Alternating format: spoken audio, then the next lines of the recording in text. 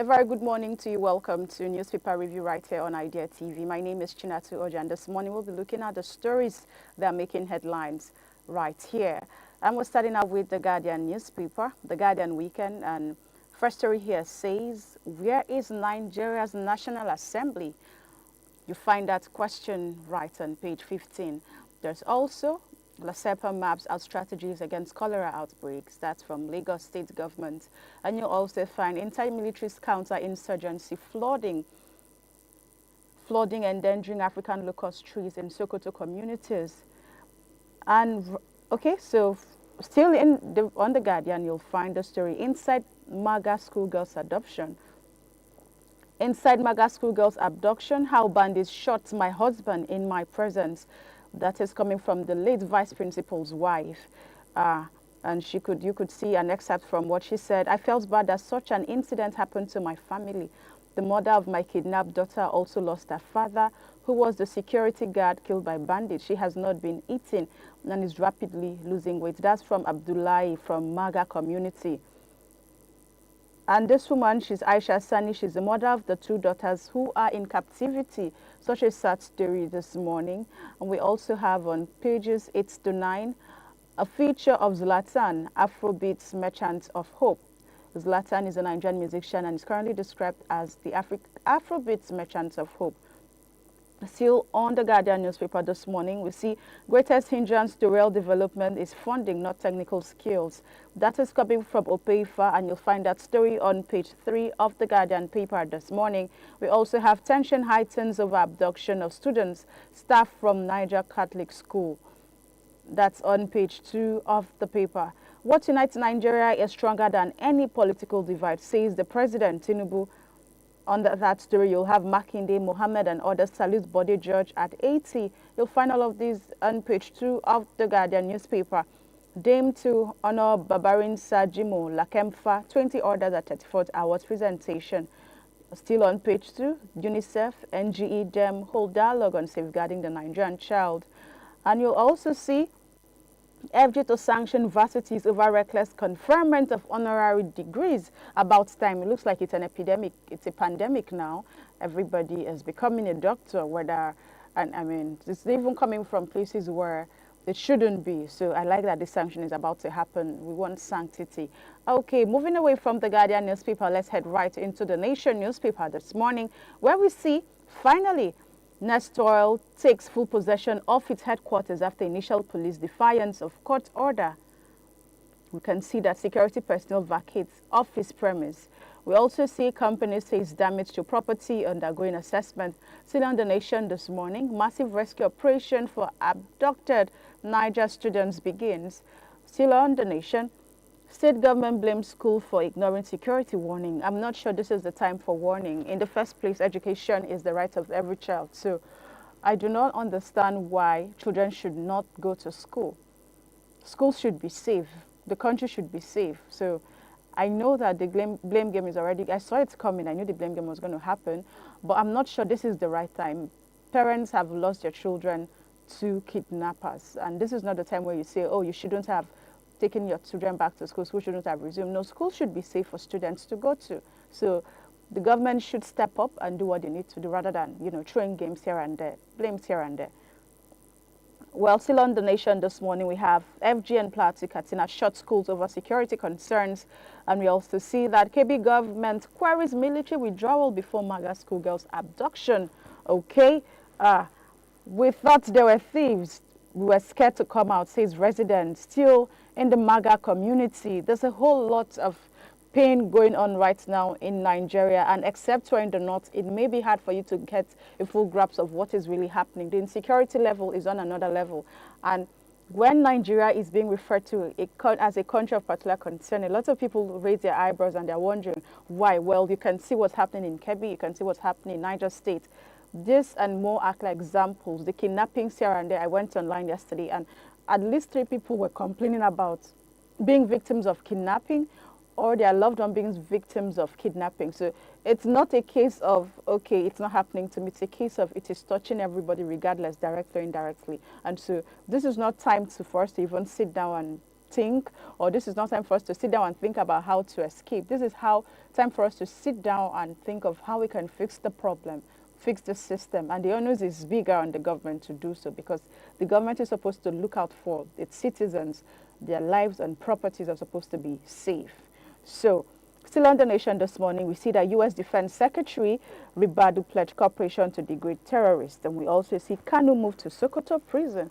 That has sparked a lot of conversation all through yesterday, and a lot of people are wondering, why has he been moved to Sokoto prison? Is he safer there? What happened to him being in Kuje prison? I mean, there's been a lot of back and forth around the Mazi Nnamdi Kanu's, sentence and where he's going to serve his time.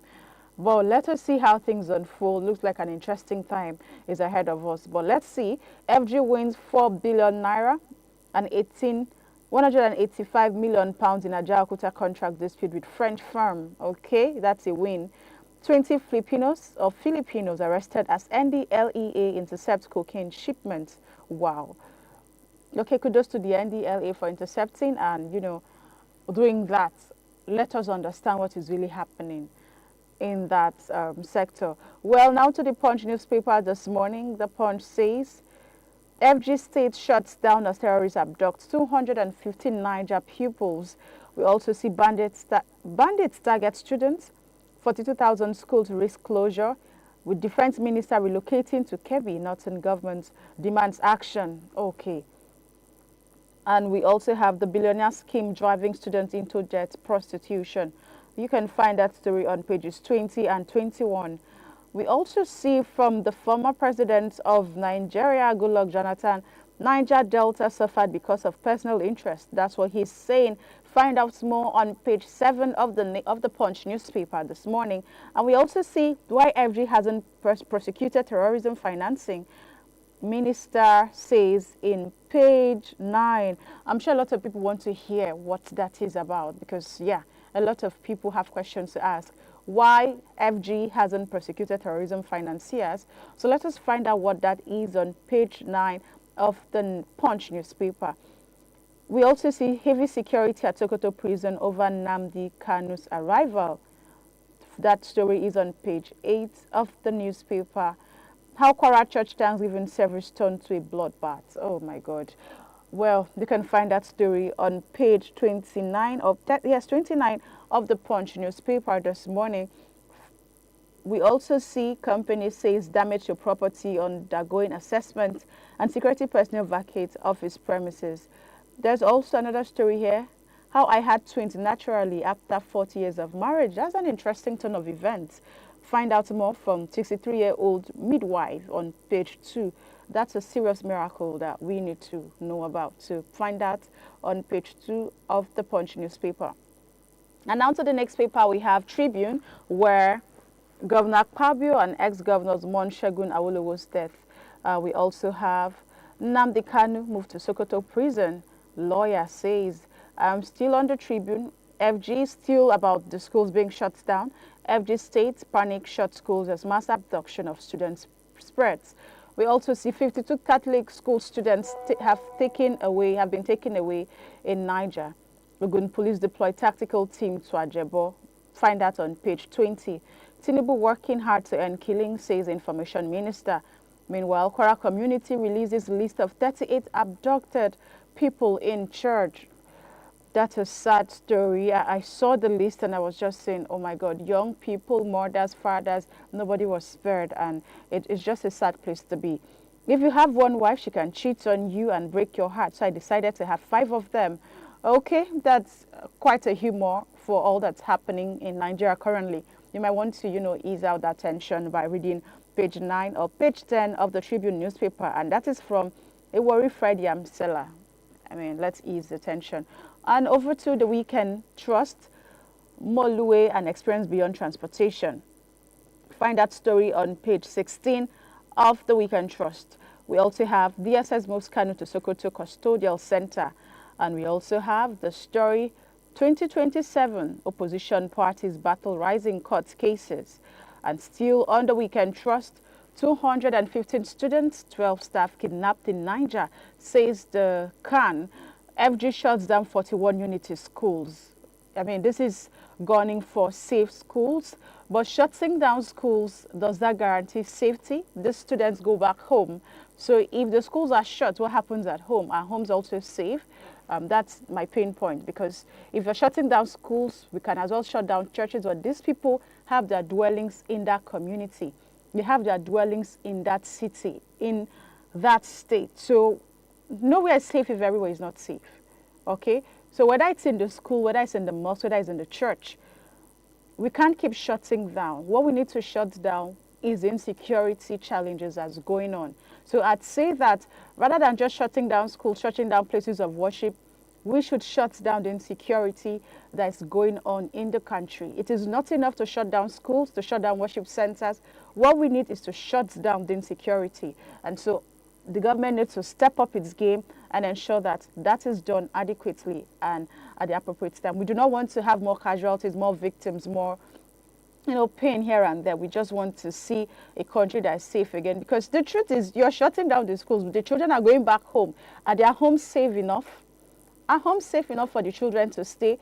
Their mothers, their fathers go back to their farms or go back to their workplaces. Are those places safe enough? So yes, I'm not saying it is bad to shut down, but if we must shut down anything, then it has to be the level of insecurity in the country. But let's head back to the papers, and we're still looking at the Weekend Trust.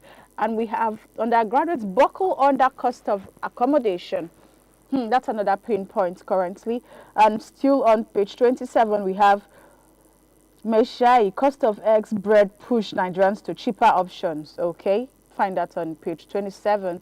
NDLEA intercepts cocaine shipment from Brazil and detains 20 Filipinos. You'll find that story on page 20 of the Weekend Trust. Now to the Vanguard newspaper this morning, we have that Super Eagles failure. President Tinubu must intervene now. That's from Toro, and you find that story on page 16. Yusuf Ali, players boycott didn't show commitment. Kojo, call for return to grassroots sports. J.J. Okocha and Ayegbeni says off the pitch issues cost Nigeria World Cup ticket. Executive grip failing corruption in judiciary. Nigerians react to Tinubu's warning. We also see, still on the Vanguard, that finally Nestle takes full possession of its headquarters over initial police defiance of court order. And still on the Vanguard this morning, we have under terrorism, IPOB Masop rejects Nnamdi Kanu's conviction, says he's a freedom fighter, not a terrorist. Okay, and on genocide, different strokes as U.S. Congress probes killings. Nigeria is currently engaging U.S. at the highest level, says the federal government. Find that story on page 6 of the Vanguard newspaper. And this story from Tinubu says, I begged Bode George not to go on exile after my 2023 victory. You find that on page 7 of the Vanguard newspaper. I think that's the much you can take on the Vanguard show. And that is also our last paper for this morning. I'm so grateful that you were able to join us for the newspaper review. Do well to send your thoughts. What story stood out for you? What are you going to comment about? I know that there's so much bad news around Nigeria currently, and it's enough to put your mental health in check and get you depressed and get you thinking too much. Just yesterday somebody told me that he lost his creative vibe because he's been reading so many bad news across social media. Another person even told me that he's now coping through detachment, and it's not that he's not concerned about what's happening in Nigeria, but he's just found out that the best way for him to cope with all that's happening is to pretend not to see, not because he doesn't care, but because he really can't do anything to fix it. And truly, there are lots of people in Nigeria currently, taking different methods, applying different approaches to how to deal with the bad news. Whatever your method is, do all you can to stay safe, to keep your neighbors safe, and to ensure that you report all cases of insecurity to the security agencies. Please, let's be our brothers and sisters keeper. This is not the time to allow tribalism, to allow religion, to allow political divides to win. This is time to ensure that humanity stands against above all. Humanity above everything else. Before anything else, always remember that we were human. Well, I'd like to take a pause here now and invite you to follow us across the different social media platforms. I'd like to get your thoughts. What do you think about the newspaper review that we had this morning? Which story is really giving you the chill? I know we had some humor here and there, but yes, they are more serious stories. So do well to comment, do well to follow us across the social media platforms, and of course, turn on that notification bell so that every time we have something for you, you do not get to miss it. Well, my name is Chinatu Oji, and I'll be signing out now.